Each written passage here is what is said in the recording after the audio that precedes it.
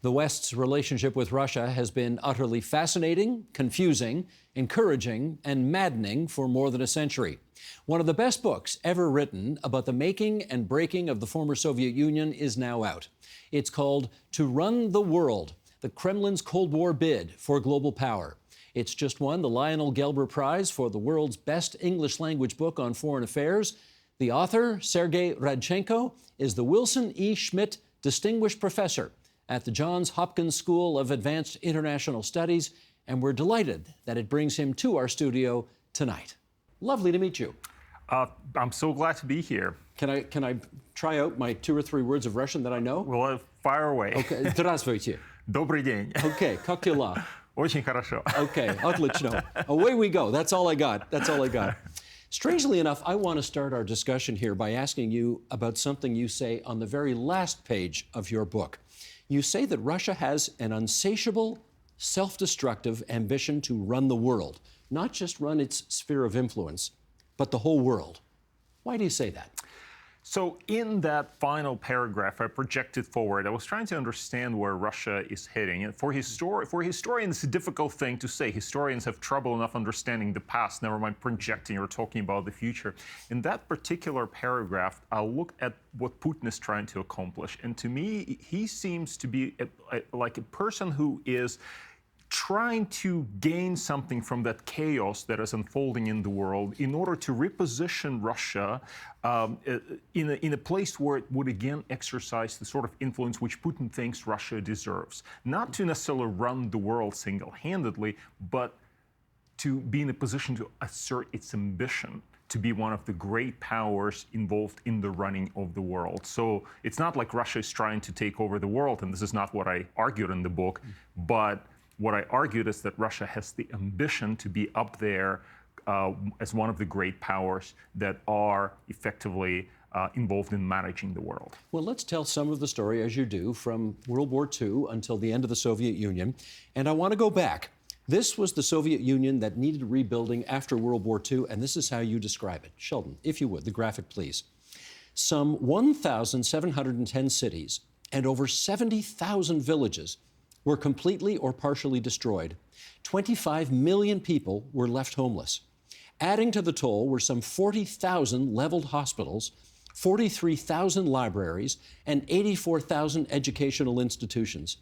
An estimated 25.5 million Soviet citizens perished in the war, and this number does not include another 13.9 million of the dead children.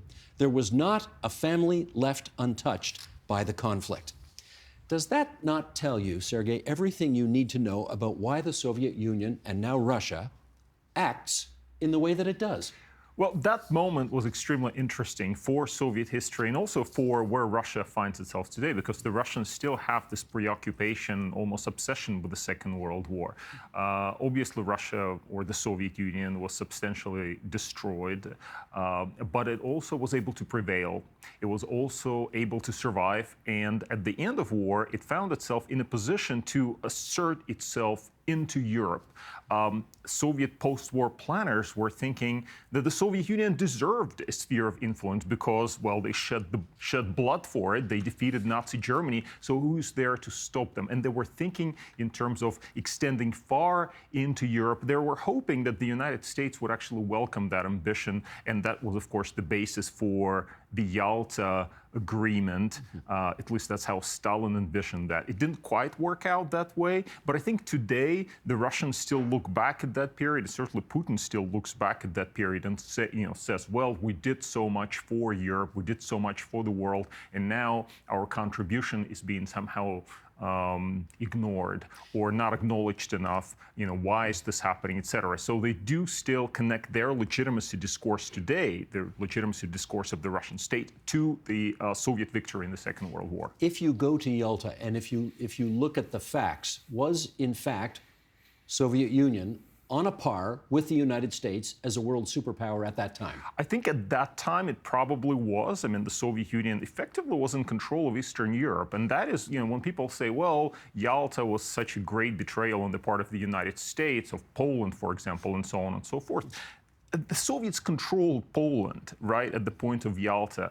There was very little that the United States could do. What the American president at that time, FDR, wanted to do was to get the Soviets also involved in the war against Japan to help out the Americans. And he was willing to give Stalin a lot of concessions. So Stalin was looking forward to a period of great power cooperation, where the Soviets would have their recognized sphere of influence. And what I emphasize in the book is that question of recognition became very important to Stalin.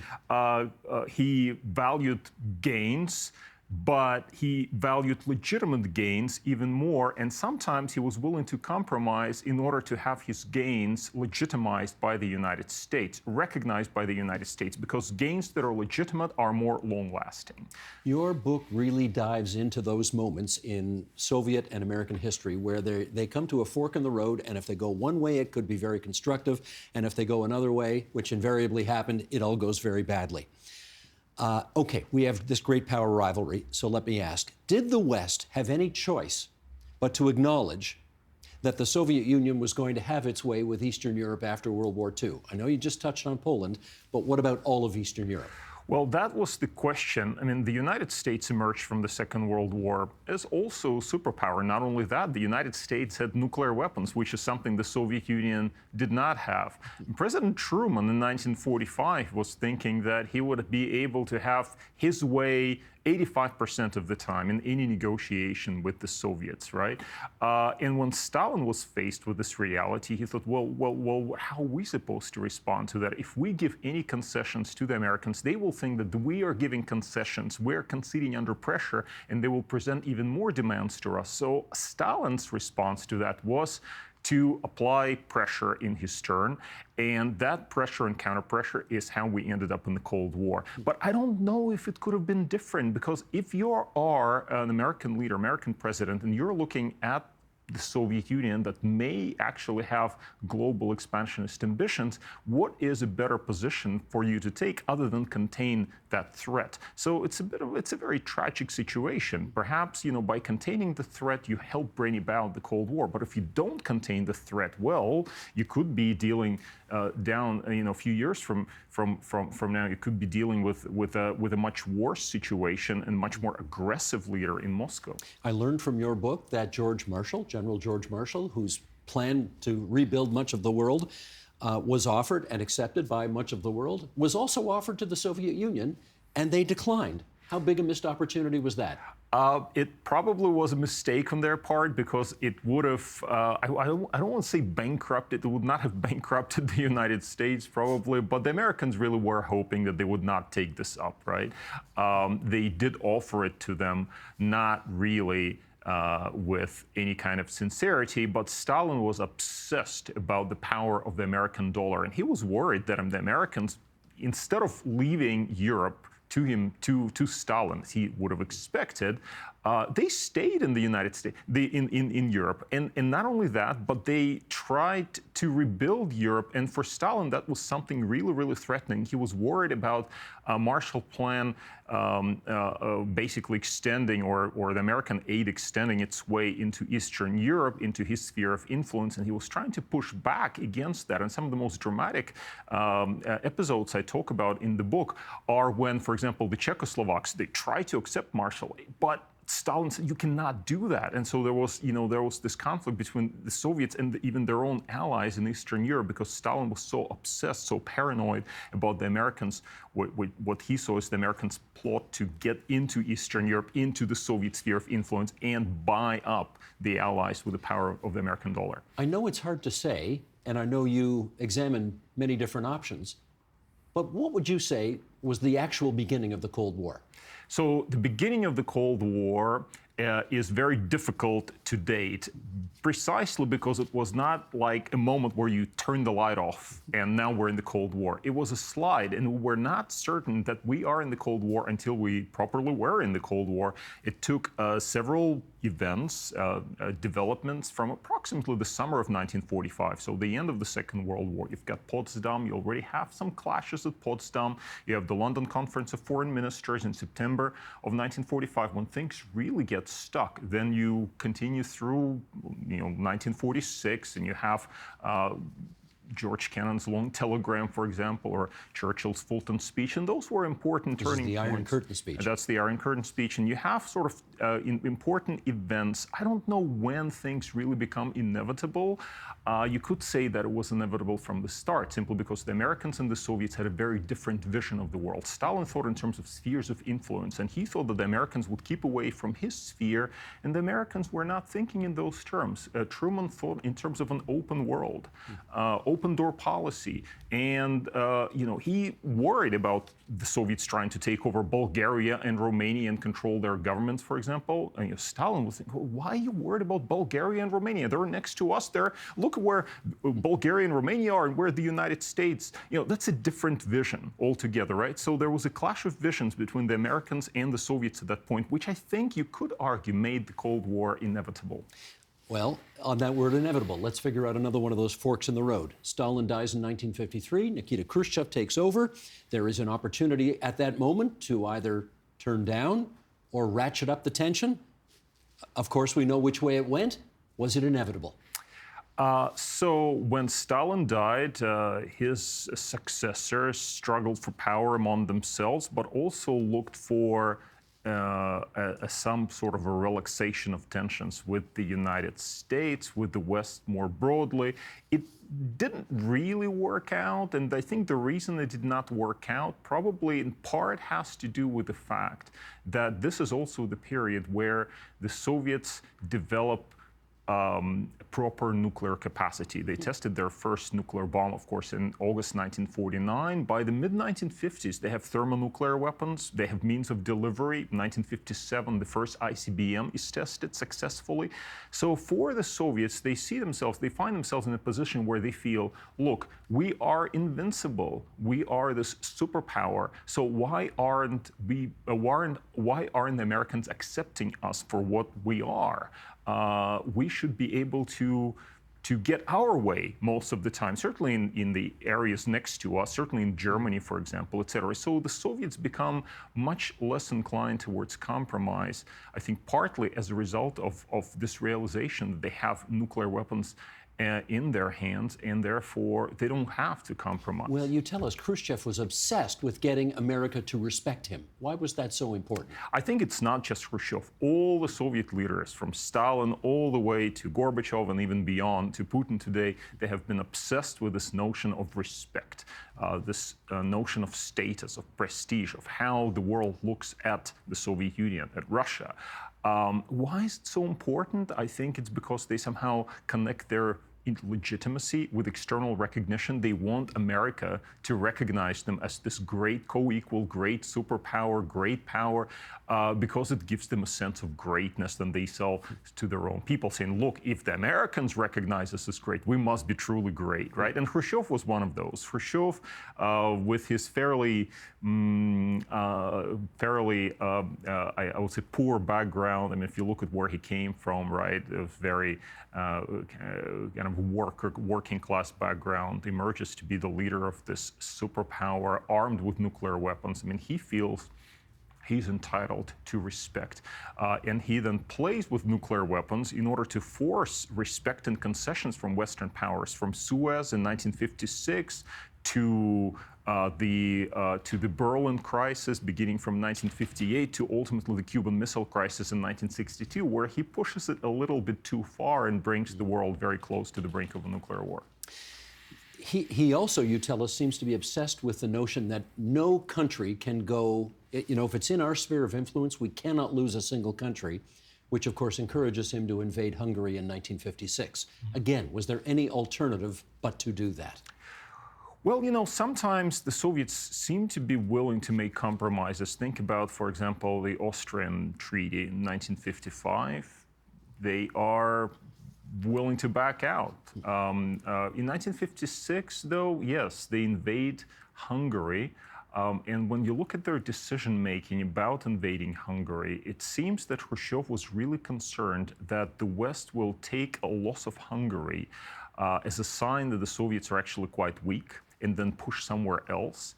And this is all connected, of course, to what's happening in the Middle East at that time, because you've got the Suez Crisis unfolding at the same time with the British and the French together with the Israelis, effectively attacking Egypt. And so Khrushchev connected those two issues in his mind, and he's saying, well, if they win in the Middle East and also in Hungary, although in Hungary it wasn't, it wasn't that they were winning in Hungary, it's just the Hungarian people could not put up with that horrible system that the Soviets had imposed on them and rebelled against it. But Khrushchev saw that as a possible win for the West. He did not want to allow them to have that victory, because that would undermine his own standing, his own legitimacy, and the Soviet greatness as the superpower with clients. Well, there is a wonderful paradox that you describe in the book, because on the one hand, Khrushchev does want love and respect from the United States, but he also wants recognition from third world countries for being the revolutionary anti-imperialist that he is.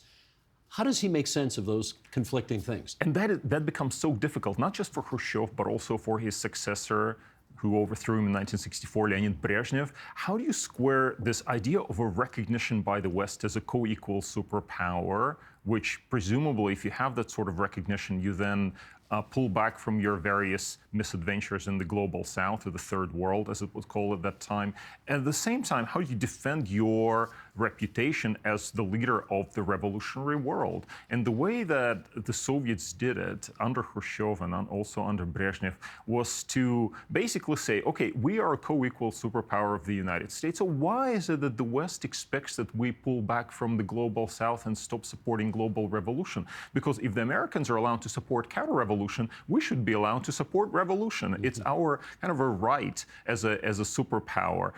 So they try to square that, but that created difficult situations. For example, during the Vietnam War, when President Nixon hoped that by enticing the Soviets into a better relationship with the United States, he would get them to also put pressure on Vietnam, to stop supporting Vietnam, etc. And that linkage, as the idea was called, never worked, precisely for that reason, that for the Soviets, that recognition as a global revolutionary power was very important, just as important as being recognized as a co-equal superpower with the United States. As we show a picture of Nikita Khrushchev and John F. Kennedy shaking hands at the Vienna summit in June of 1961, we know that a little more than a year later, the world will almost come to nuclear war.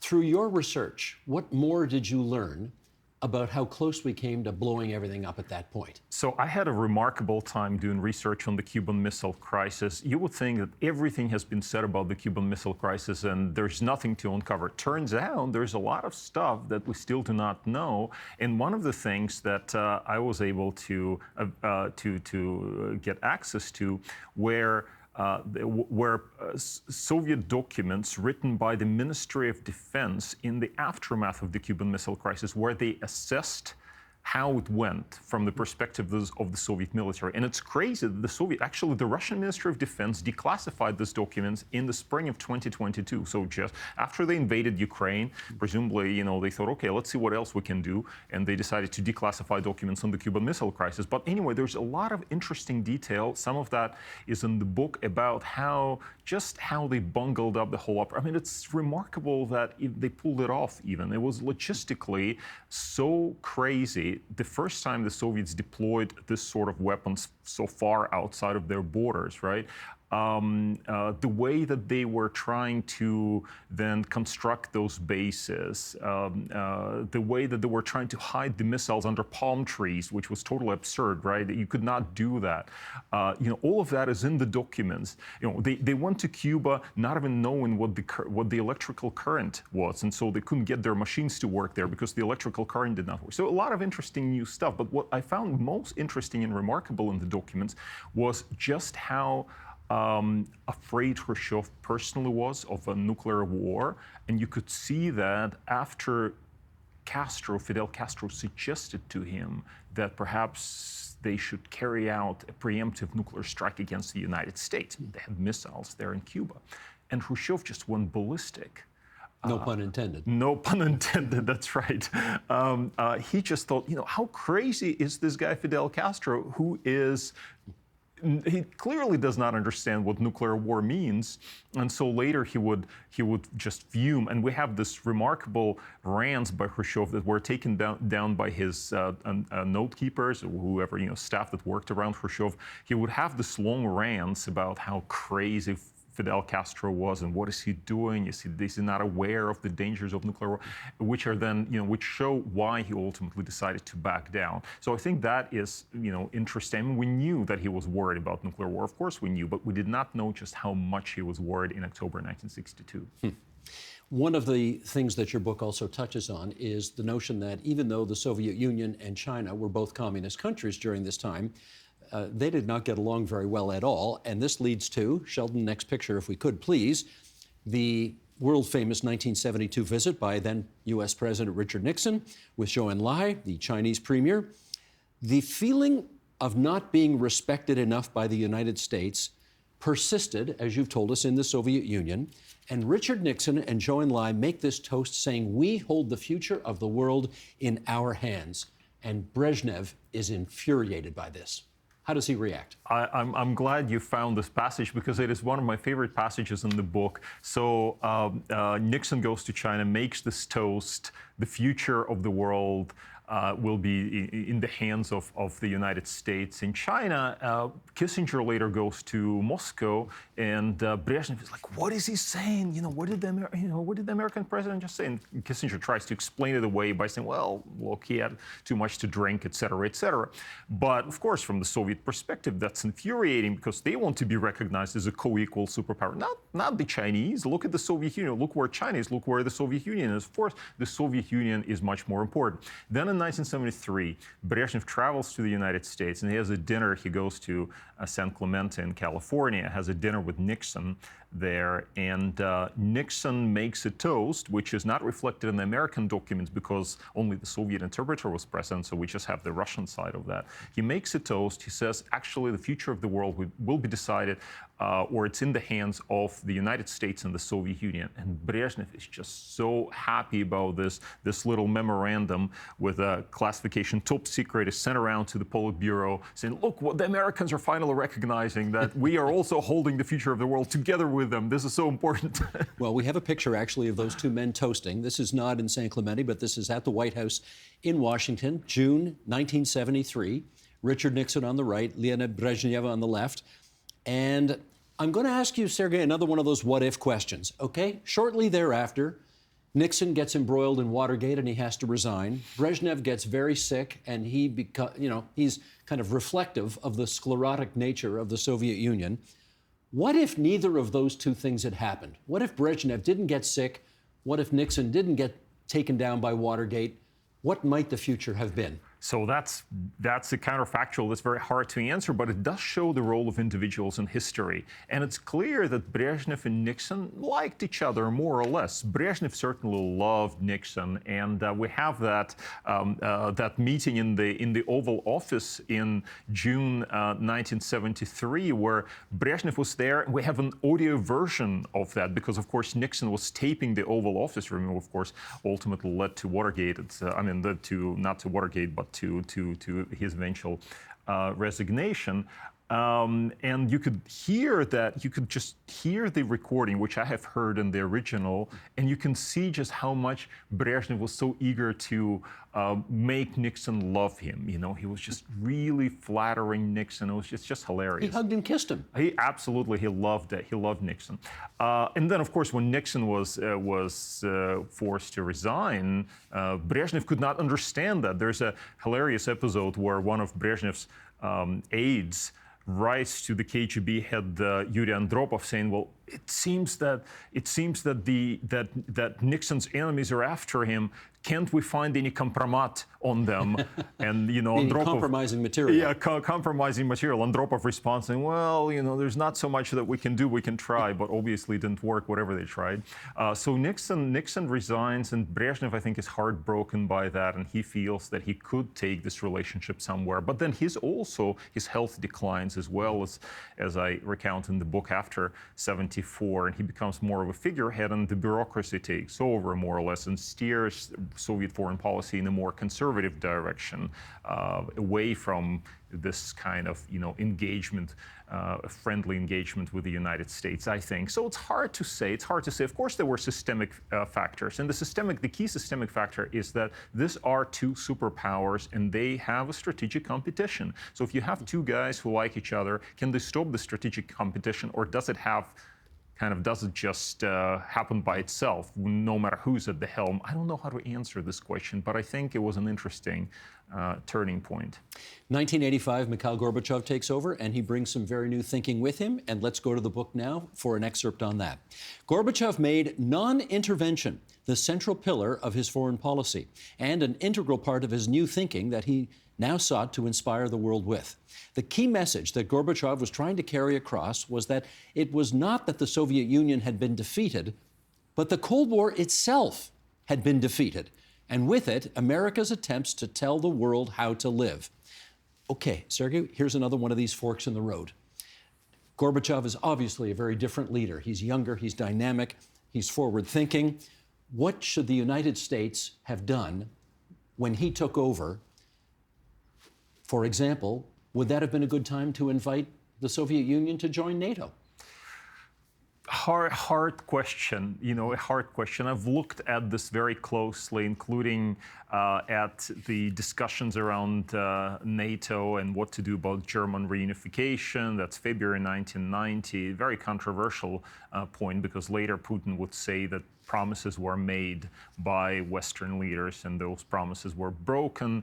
My take on this is that no real promises were made, or in other words, no promises were made that were actually accepted by the Soviets, because way into the spring of 1990, Soviet leader Mikhail Gorbachev continued to act in a way that showed that he wanted to have his way with NATO, which was to basically get German neutrality or something like that, and get NATO pull out from Germany. In the end, he had to accept that United Germany would join NATO, which is ultimately, of course, what happened. But then he became increasingly desperate. In May 1990, he actually offered the Americans, said, I want to join NATO too, the Soviet Union, can you accept us?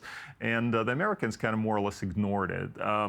At that point, it was just simply unthinkable in so many ways. I mean, the Americans thought that for them, NATO was very, very important, and this was an anchor that kept them in Europe, and bringing the Soviets into it would clearly undermine NATO from within, probably end NATO in the way we know it. Should they have been more forthcoming? I don't know, because the Soviets were defeated in the Cold War. So do you then accept your opponent into your key military alliance? Why would you do that, right? Why would you do that? If the Soviets won in the Cold War, when the Americans were clamoring, knocking at the door, please accept us into the Warsaw Pact, would the Soviets be so kind to them and do that? I don't know. There's an element of realism here that clearly was at play, and I think the Americans were generally forthcoming and were generally supportive. President George Bush was very supportive of Mikhail Gorbachev for a period of time.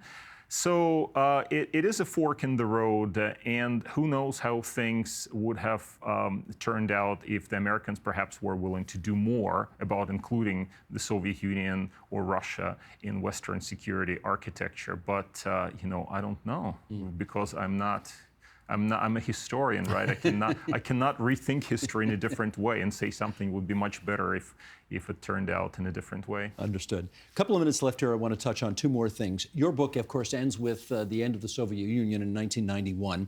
But let me bring you to today. Is it a good and constructive thing for the world that Donald Trump and Vladimir Putin seem to get along so well?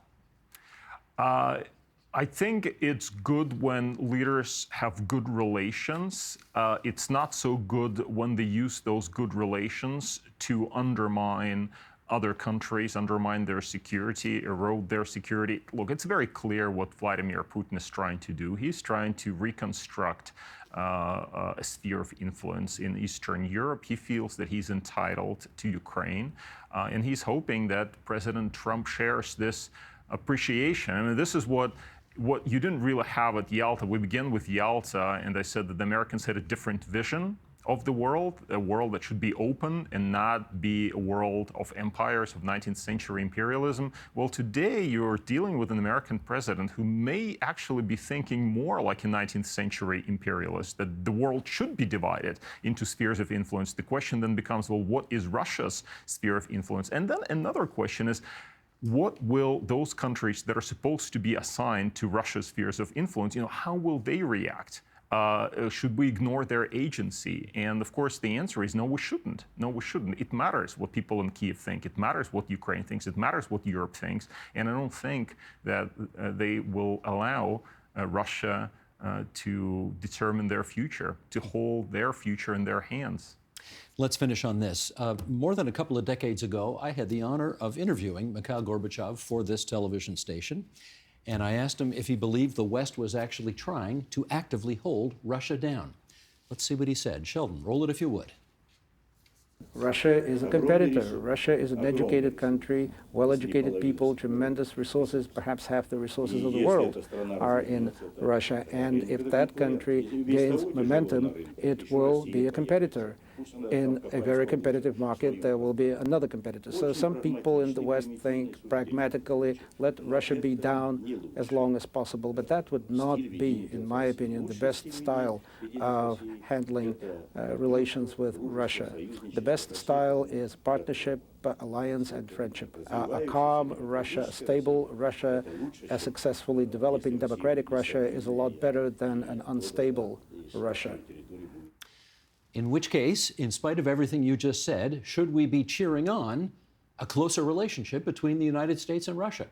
I think for the future, a closer relationship between the United States and Russia is a good thing. The question is what actually allows for this close relationship to prosper. If you're building a close relationship on the basis of Russia's domination of its neighbors, or you look away when the Russians basically run over Ukraine or waging an aggressive war, I don't think that is a healthy foundation for a long-term partnership. Gorbachev just spoke about democracy. Well, Russia is not a democratic country. Russia is a dictatorship today, right? So having a wonderful relationship with a dictatorship that Russia is today, is that good for the future of the world? I don't know. Worse things have happened, I suppose. We'll see how it turns out, but I don't have great expectations from the current effort by President Trump to re-engage with Russia on that basis. I am happy to recommend To Run the World, the Kremlin's Cold War bid for global power. It has brought Sergey Radchenko to our studio. And congratulations on winning the Gelber Prize. That's a terrific honor. I'm so thrilled. And Steve, thank you for having me here. Really appreciate it. A delight.